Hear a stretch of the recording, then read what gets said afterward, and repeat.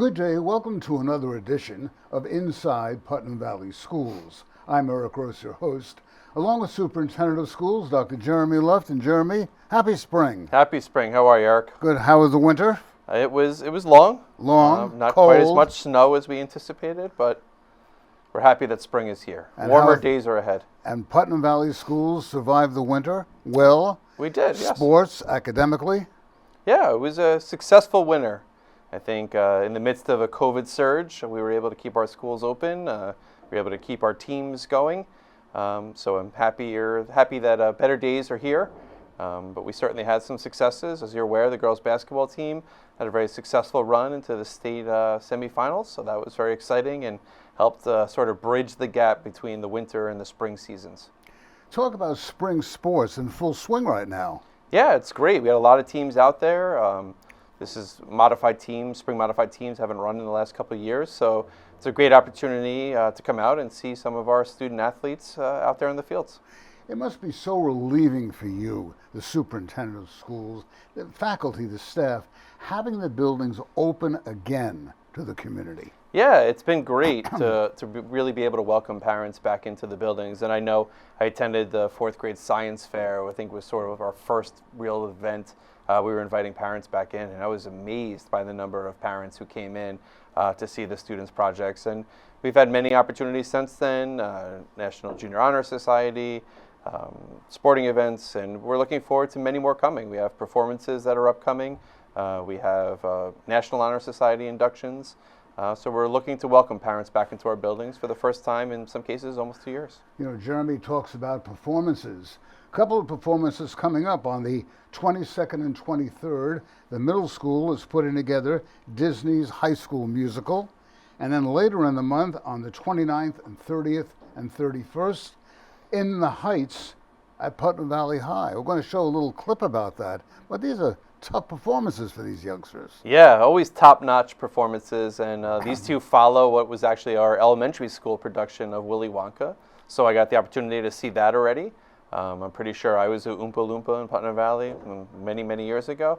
But just seeing the students back out there on the stage and again welcoming parents back into the buildings, that was sort of the kickoff event. And now we're looking forward to our middle school and high school performances upcoming. Should we take a look at In the Heights? Yeah, let's check it out. Let's do it right now. Hey, Dr. Massera, how are you? Pretty good, Mr. Adele. How are you doing? I am fantastic. Hey, is there a musical this year? There is a musical this year, and it is called In the Heights. Are you familiar with it? In the Heights. I think I am, actually, yeah. All right, because some people aren't, and I thought I might talk a little bit about what the show's about. I'm not sure they're familiar with it. Yeah, I think we just let them know a little bit about it. Yeah, why don't you go ahead and talk to that camera? All right. Well, what happens is In the Heights, it takes place in the neighborhood of Washington Heights in Manhattan, which is over the northern part of the borough.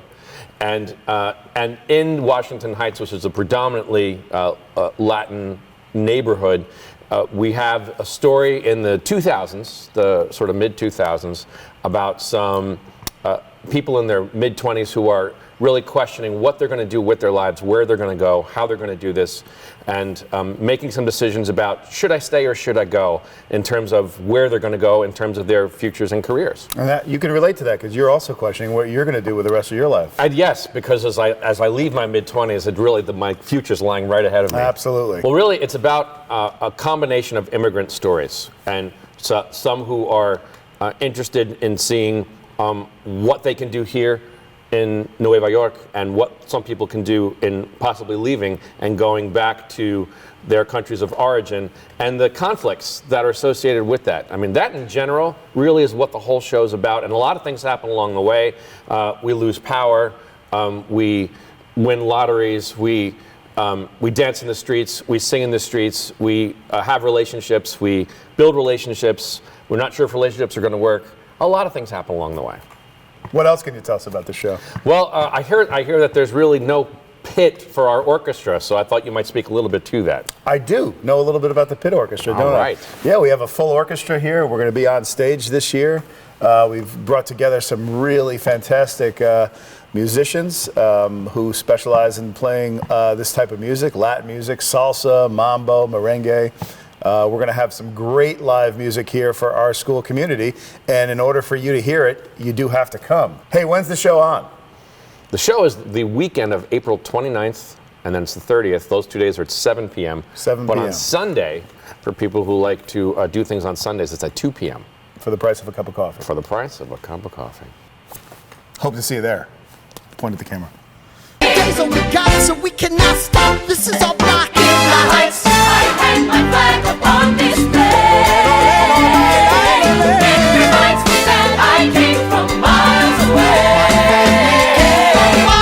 The heights gets more expensive every day. And tonight is so far away. But as for mañana, mi pana, you gotta just keep watching. You'll see the late nights. You'll taste beans and rice. The super shade lights. I ain't gonna say it twice. Turn on the stage lights. We're taking a flight to a couple of days in the life for what it's like in Washington Heights. Venga a ver In the Heights el 29 de abril, 30 de abril y el 1 de mayo. Come see In the Heights Friday, April 29th, Saturday, April 30th, and Sunday, May 1st. Nos vemos. See you there. Well, Jeremy, May 17th is the big day around school districts throughout New York State, including Putnam Valley. In Putnam Valley, residents will be voting on a $55.8 million budget, a budget up by about $2.5 million, but a budget with a tax levy increase of 1.49%. That's for what, the 10th straight year now that you've kept that tax levy down. How do you guys do it each year? Yeah, I think it's always a priority in our budget development process, and many may not realize that's really a year-long process. Almost as soon as one year's budget is passed, we are already beginning to talk about what the next year's budget will entail. And it's a lot of work. There's a lot of balancing of priorities that needs to happen in order to propose a 1.49% budget increase. 1.49% tax levy increase. As many are aware, the inflation rates are driving up individuals' expenses as they're driving up expenses for the school district. We were fortunate to receive some additional state aid, and really through creative budgeting and prioritization that our business department deserves a great deal of credit for making that all happen. We're able to preserve programs, we're able to accomplish some building maintenance needs, and we're able to do that in a fiscally responsible way that only asks the taxpayers for an additional 1.49%, which comes out for an average household in Putnam Valley at about $138 a year, or 38 cents a day. Jill Figarella, the business official here in Putnam Valley, is going to be going through some of the nuts and bolts. But could you just highlight one or two things in that budget that first come to mind?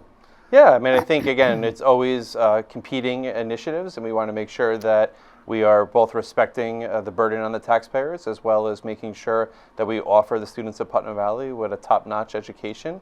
I think you already highlighted the biggest piece is that we remain below the tax levy cap, as we have every year ever since. We were able to find a way to balance the sort of expenses that are driven by inflation. We're capped at 2%, even though inflation now, I believe, is over 8%. So those are obviously variables that we have to take into consideration when we develop a budget. You know, people go to the supermarket and you see the prices of food and items jumping through the roof. This affects school districts as well, with supplies, materials, you name it. Right, very much, as well as our vendor contracts. We contract with vendors to perform tasks, and if it costs them more money, then those expenses get passed forward to us. So there's definitely, it's an increased cost of doing business in education, and we're very proud of the fact that we're able to absorb those increased costs without placing an undue burden on our taxpayers. Okay, should we have Jill join us? Yeah, let's welcome Jill. Jill Figarella, welcome.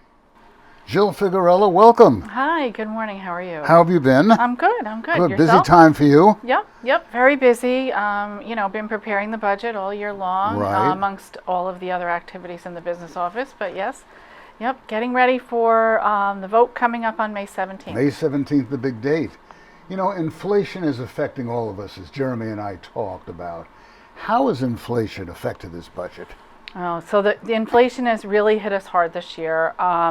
When we first start developing the budget, the inflation rate was about 4.5%. And despite that, we're only allowed to, look at the tax cap. Everybody's been hearing about the tax cap calculation through the last 10 years. It's about how long it's been in effect. We're at a 2% ceiling when it comes to calculating the tax cap.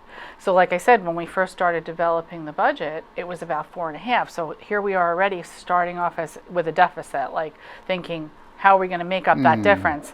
By the time we vote on this budget, it will be well over 8%, the rate of inflation. So it's making a huge impact on this year's budget. Now, health insurance has also played a critical role in the budget. It has, it will, for this year and for years to come, I believe. We're looking over $400,000 increase in our premiums. And of course, this has to do not only with inflation, but all of the pandemic, aftermath, people heading to doctors, or just all of the care that people were entitled to during that time. And, eventually it comes back to the health insurance companies to have to make up that payment, and the districts have to pay their share. I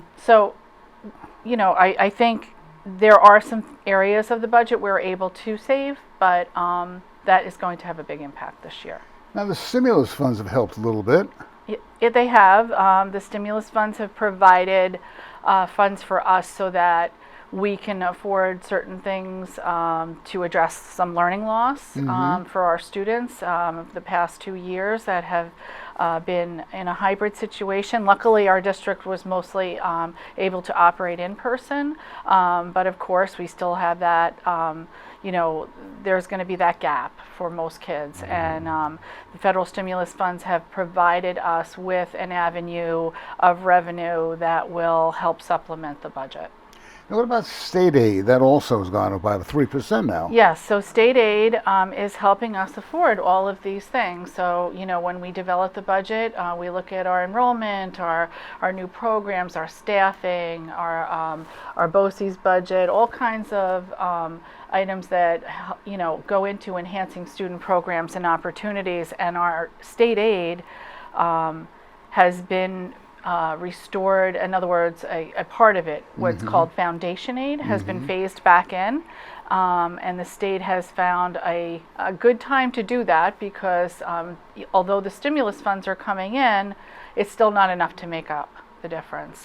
Where the district is going to get about 3% more in state aid because of the foundation aid coming back.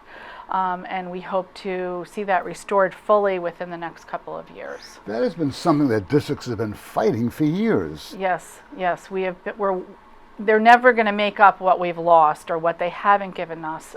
They started the formula in 2006 and have never made good on the formula itself. So coming back into the revenue stream for us this year is going to help our budget and future budgets immensely. Has the district used any of its fund balance to help the budget this year? So the fund balance is definitely being used. We're using about $2.1 million in our reserves to close that budget gap as well. We would never be able to present a budget without using reserves, so that cost does not go back to the taxpayers. It's taxpayer funds that we've already collected, let's say, and we are now able to use and put back into the budget to help reduce the what we would impose for taxes because we have that already available. And this year we're using about $1 million of that reserve to help us with a roof project that's much needed at the high school. It's not going to cover the entire cost of the roof, but it will help us phase in that project. Are there any highlights of the budget you want to touch on today? There are. I want to go over the fact that, the district makes every attempt at bringing in all of its stakeholders when we develop the budget, and not only the department heads but also community members when possible. We held 4 budget discussion sessions with community members, and they were able to sign up and ask their own questions. I didn't go there with an agenda or a presentation for them. I wanted them to come in and tell me what they wanted to know about the budget, because as Dr. Luft will probably highlight that our voting is down, and we'd like to see that be restored to a healthier level.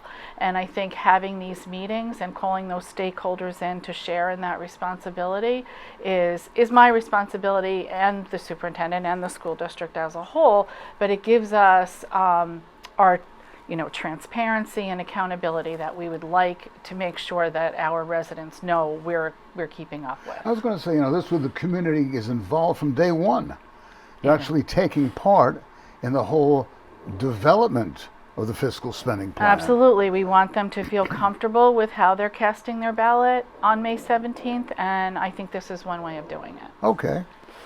I also want to share, we went over some of the revenues, so I Right. think, we've hit on that the foundation aid is coming back in to help the district have an affordable budget. And actually, this is a slide I created to just exactly show people where this revenue is spent. And these are the services and support of the budget that where the money goes. And you can see the largest percentage of it, of course, goes through classroom instruction. Of course, that's where it should go. And then this is how the rest of it breaks down. So I'd like people to take a look at that and understand that those are the elements of the budget that we develop. And between now and May 17th, there will be plenty of opportunity for residents to learn about the budget as well.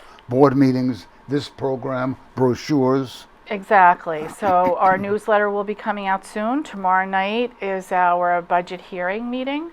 And we will also be holding a Q&A session again coming up soon before the budget. We don't have an exact date on that, but stay tuned and we can put that on we'll have that on our website, and we'll send out messages about that.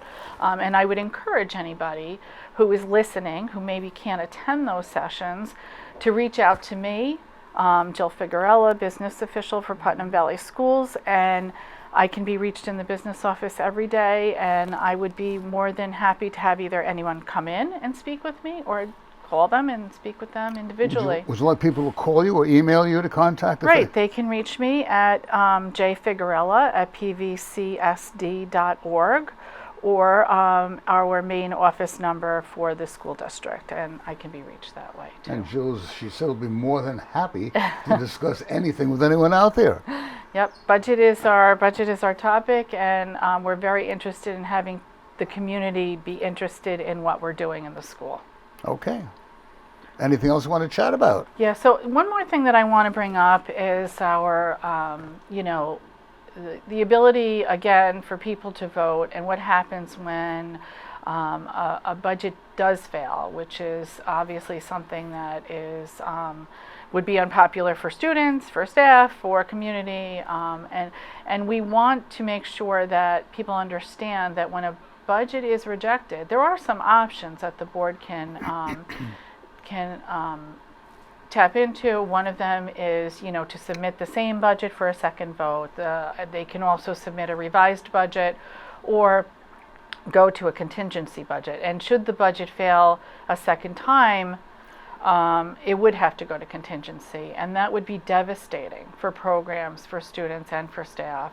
We're talking about cutting about $600,000 from the budget, and you can imagine that would not only impact one area of the budget, it would have to impact many areas of the budget. A neighboring district in Putnam County had that happen last year, and the district was virtually decimated this year. It's very frightening.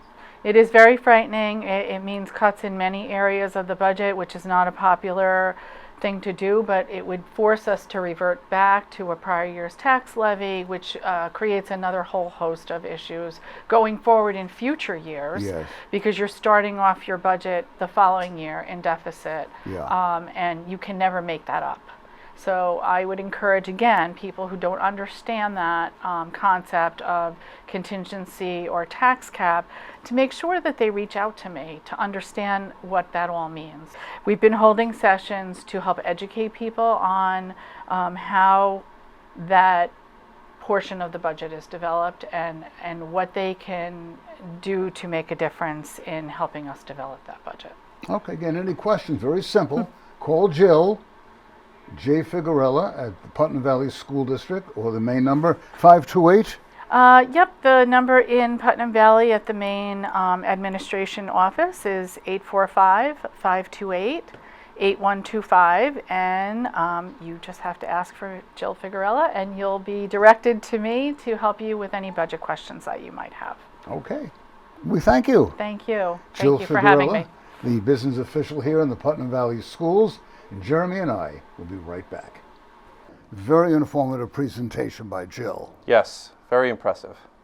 5 fast budget facts. What are they? All right, so I know Jill's provided some great detail behind the budget development process, but this slide was created as sort of a one slide, 5 facts for easy to remember. So I think our first piece is, and I hope we've shown throughout the budget development process, that we're really trying to make sure that we have an informed community and that each community member has the information they need to make an informed decision. I would love to see our voter turnout increase. Last year, we had about 9.1% of all eligible voters come out and vote. And I think that represented 15% of parents of school-age students. I think a community making a statement, if our budget were to be voted down by thousands of community members coming out, that makes a very profound statement. But when less than 10% of all eligible voters vote, I'd be very hesitant to really take a budget being voted down as a community-wide statement. So You've been around education for 1,000 years. Why does that, not only in Putnam Valley, no matter where you go, as you say, 10%, 8%, why people don't care, they don't know?